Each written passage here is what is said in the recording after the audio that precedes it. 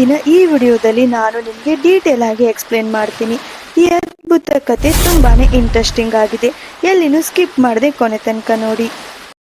ಸುಮಾರು 5000 ವರ್ಷಗಳ ಹಿಂದೆ ಸಮುದ್ರದ ಆಳದಲ್ಲಿ ಒಂದು ಪುರಾತನ ನಗರವಾದ ದ್ವಾರಕಾ ಇದೆ ಎಂದು ನೀವು ನಿಜವಾಗ್ಲೂ ನಂಬ್ತೀರಾ?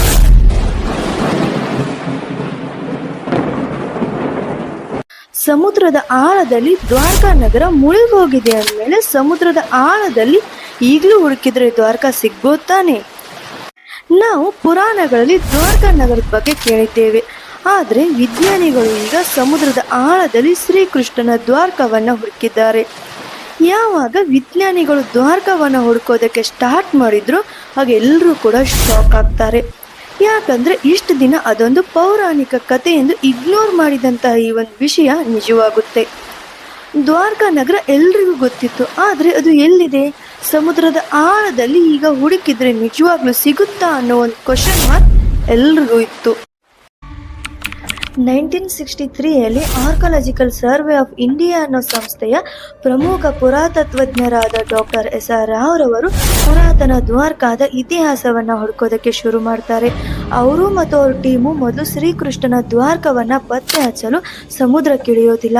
ಅದರ ಬದಲಾಗಿ ಈಗಿನ ದ್ವಾರಕಾ ಹತ್ತಿರ ಇರುವ ಗೋಮತಿ ದಡದಲ್ಲಿರುವಂತಹ ಒಂದು ತೀರದ ಪ್ರದೇಶವನ್ನ ತೋಡೋದಕ್ಕೆ ಶುರು ಮಾಡ್ತಾರೆ. SR ರಾವ್ ರವರು ಹಾಗೂ ಅವ್ರ ಟೀಮ್ 2-3 ಮೀಟರ್ ಆಳದವರೆಗೂ ಭೂಮಿಯನ್ನ ತೋಡಿದಾಗ ಅವರಿಗೆ ಹಳೆಯ ದ್ವಾರಕಾದ ಕೆಲವು ಅವಶೇಷಗಳು ಕಂಡು ಬರ್ತವೆ. ಅವ್ರ ಲಕ್ ಎಷ್ಟು ಚೆನ್ನಾಗಿತ್ತು ಅಂದ್ರೆ ಅವ್ರು ತೋಡಿದಂತಹ ಜಾಗದಲ್ಲೇ ಕೆಲ ಅವಶೇಷಗಳು ಕಂಡು ಬರ್ತವೆ. ಹಳೆಯ ಕಾಲದ ಮಡಕೆಗಳು ಮತ್ತು ಹಳೆಯ ಕಾಲದ ದೇವಸ್ಥಾನದ ಕಲ್ಲಿನ ಗೋಡೆಗಳು, ಈ ಎಲ್ಲಾ ಅವಶೇಷಗಳನ್ನು ನೋಡಿದಾಗ ಸುಮಾರು 3500 ವರ್ಷಗಳ ಕಾಲ ಹಳೆದು ಅಂತ ಗೊತ್ತಾಗುತ್ತೆ. ಇಲ್ಲಿಗೆ SR ರಾವ್ ರವರಿಗೆ ಹಾಗೂ ಅವ್ರ ಟೀಮ್ಗೆ ಪ್ರೂವ್ ಆಗೋಯ್ತು, ದ್ವಾರಕಾ ಅನ್ನೋದು ಒಂದು ಮಿಥಿಕಲ್ ಸ್ಟೋರಿ ಅಲ್ಲ, ಆ್ಯಂಡ್ ಇದು ನಿಜವಾಗ್ಲೂ ಇದೆ, ಇದನ್ನ ಹುಡುಕ್ಲೇಬೇಕು ಅಂತ.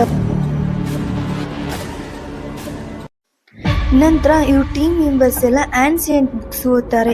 ಇತಿಹಾಸದಲ್ಲಿ ಎಲ್ಲೆಲ್ಲಿ ದ್ವಾರಕಾ ನಗರದ ಬಗ್ಗೆ ಮೆನ್ಷನ್ ಇದೆ ಅದನ್ನೆಲ್ಲಾನು ನೋಟ್ ಮಾಡಿಕೊಂಡು ಒಂದು ಮ್ಯಾಪ್ನ ತಯಾರಿಸ್ತಾರೆ. ಈಗ ಅವ್ರಿಗೆ ಗೊತ್ತಾಗಿದೆ ಏನಂದ್ರೆ ಹಳೆಯ ದ್ವಾರಕಾ ಅಂದ್ರೆ ಶ್ರೀಕೃಷ್ಣನು ಸ್ಥಾಪನೆ ಮಾಡಿದಂತಹ ದ್ವಾರಕಾ ಈಗಿರೋ ಪ್ರೆಸೆಂಟ್ ದ್ವಾರಕಾದಿಂದ 30 ಕಿಲೋಮೀಟರ್ ದೂರದಲ್ಲಿ ಸಮುದ್ರದ ಮಧ್ಯದಲ್ಲಿತ್ತು ಅಂತ ಗೊತ್ತಾಗುತ್ತೆ. 1983ಯಿಂದ 1990ವರೆಗೂ ಸಮುದ್ರದ ಆಳದಲ್ಲಿ ಪ್ರೈಮರಿ ರಿಸರ್ಚ್ ಅನ್ನ ಮಾಡ್ತಾರೆ. ಆಗ ಅವರು ಆ ಒಂದು ಎಕ್ಸಾಕ್ಟ್ ಲೊಕೇಶನ್ಗೆ ಹೋಗಿ ರಿಸರ್ಚ್ ಮಾಡ್ತಾರೆ. ಆಗ ಅವ್ರಿಗೆ ಒಂದಾದ್ಮೇಲೊಂದು ಪ್ರೂಫ್ ಸಿಗ್ತಾನೆ ಹೋಗುತ್ತೆ. ಆ ಕಾಲದ ಕಂಬಗಳು, ಗೋಡೆ ಕಟ್ಟೋದಕ್ಕಂತ ಪರ್ಫೆಕ್ಟ್ ಶೇಪಲ್ಲಿ ಕಟ್ ಮಾಡಿದಂತಹ ಒಂದು ಕಲ್ ಬಂಡೆಗಳು ದ್ವಾರಕಾ ಸಮುದ್ರದ ಮಧ್ಯದಲ್ಲಿ ಇರೋದ್ರಿಂದ ಅಲ್ಲಿಗೆ ಹೋಗೋದಕ್ಕೆ ಹಡಗುಗಳನ್ನ ಯೂಸ್ ಮಾಡಿರ್ತಾರೆ. ಸೊ ಆ ಕಾಲದ ಬೋಟ್ಸ್, ಆಂಕರ್ಗಳು, ದೊಡ್ಡ ಪ್ರಮಾಣದ ಮಣ್ಣಿನ ಪಾತ್ರೆಗಳು, ಮುತ್ತುಗಳಿಂದ ಮಾಡಲ್ಪಟ್ಟಿರುವಂತಹ ಆಭರಣದ ತುಂಡುಗಳು, ಹೀಗೆ ಇಷ್ಟೆಲ್ಲ ಅವ್ರಿಗೆ ಪ್ರೂಫ್ ಸಿಗ್ತಾವೆ. ಆದ್ರೆ ಕೆಲವೊಂದಿಷ್ಟು ಜನ ಸಮುದ್ರದ ಆಳದಲ್ಲಿ ತಾಮ್ರದ ನಾಣ್ಯಗಳು ಸಿಕ್ಕಿದಾವೆ ಅಂತ ಹೇಳ್ತಾರೆ, ಆದ್ರೆ ಸುಳ್ಳು. ಸಮುದ್ರದ ಆಳದಲ್ಲಿ ಡಾಕ್ಟರ್ SR ರಾವ್ ರವರು ಶೋಧ ನಡೆಸಿದಾಗ ನಾಣ್ಯಗಳು ಸಿಕ್ಕಿಲ್ಲ. ನೀವೇ ಜಸ್ಟ್ ಥಿಂಕ್ ಮಾಡಿ, ಶ್ರೀಕೃಷ್ಣನ ಕಾಲದಲ್ಲಿ ನಾಣ್ಯಗಳ ಪದ್ಧತಿನೇ ಜಾರಿಗೆ ಬಂದಿರಲಿಲ್ಲ ಅಂದಮೇಲೆ ಸಮುದ್ರದ ಆಳದಲ್ಲಿ ನಾಣ್ಯಗಳು ಹೇಗೆ ಸಿಗ್ತವೆ? ಭಾರತದಲ್ಲಿ ನಾಣ್ಯಗಳ ಪದ್ಧತಿನೇ ಸುಮಾರು 6ನೇ ಶತಮಾನದ ಮಗಧ ರಾಜದ ಬಿಂಬಸಾರ ಇತರೆ ರಾಜರೇ ನಾಣ್ಯದ ಪದ್ಧತಿಯನ್ನ ಮೊದಲ ಬಾರಿಗೆ ಬಳಸಿದ್ದಾರೆ. ಹಾಗಾಗಿ ಶ್ರೀಕೃಷ್ಣನ ಕಾಲದಲ್ಲಿ ನಾಣ್ಯಗಳ ಪದ್ಧತಿ ಇರಲಿಲ್ಲ, ಹಾಗೆಲ್ಲ ವಸ್ತು ವಿನಿಮಯ ಪದ್ಧತಿ ಇತ್ತು. ಇನ್ನು ರಿಸರ್ಚ್ ಮಾಡೋದು ತುಂಬಾನೇ ಇತ್ತು ಅಂತೆ. ಆದರೆ 1983ಯಲ್ಲಿ ಅಷ್ಟೊಂದು ಟೆಕ್ನಾಲಜಿಕಲ್ ಅಡ್ವಾನ್ಸ್ ಆಗಿರಲಿಲ್ಲ ಅಂತೆ. ಹಾಗಾಗಿ 1990ಯಲ್ಲಿ ರಿಸರ್ಚ್ ಅನ್ನ ಕಂಪ್ಲೀಟ್ಲಿ ನಿಲ್ಲಿಸ್ಬಿಡ್ತಾರಂತೆ. ಅಗೇನ್ 2007ರಲ್ಲಿ ಮತ್ತೆ ರೀಸ್ಟಾರ್ಟ್ ಮಾಡಿದ್ರು. ಆಗ ಆರ್ಕಾಲಜಿಕಲ್ ಸರ್ವೆ ಆಫ್ ಇಂಡಿಯಾ ಸಂಸ್ಥೆಯ ವಿಜ್ಞಾನಿಗಳು ಮತ್ತೆ ಅಂತಾರಾಷ್ಟ್ರೀಯ ಸಂಸ್ಥೆಯ ವಿಜ್ಞಾನಿಗಳ ಜೊತೆ ಕೂಡಿಕೊಂಡು ಈಗಿನ ಮಾಡರ್ನ್ ಟೆಕ್ನಾಲಜಿ ಟೂಲ್ಸ್ ಬಳಸಿ ಮತ್ತೆ ಸಮುದ್ರದ ಆಳದಲ್ಲಿ ದ್ವಾರಕವನ್ನ ಹುಡ್ಕೋದಕ್ಕೆ ಶುರು ಮಾಡ್ತಾರೆ. ಆಗ ಅಗೇನ್ ರಿಸರ್ಚ್ ಮಾಡುವಾಗ ತುಂಬಾನೇ ಪ್ರೂಫ್ ಸಿಕ್ತು ಅಂತೆ. ಸಮುದ್ರದ ಆಳದಲ್ಲಿ 550 ಮೀಟರ್ ಉದ್ದದ ಮಾನವ ನಿರ್ಮಿತ ಗೋಡೆ ಸಹ ಸಿಕ್ತು. ಸೊ ಫೈನಲಿ ಹೇಳ್ಬೇಕಂತಂದ್ರೆ ದ್ವಾರಕಾ ಅನ್ನೋದು ನಿಜವಾಗ್ಲೂ ಇತ್ತು ಅನ್ನೋದು 100% ಕನ್ಫರ್ಮ್. ಸೊ ಇದಾಗಿತ್ತು ಶ್ರೀಕೃಷ್ಣನ ಸ್ಪೆಷಲ್ ದ್ವಾರಕಾ ಸಿಟಿಯ ಡೀಟೇಲ್ಡ್ ವಿಡಿಯೋ.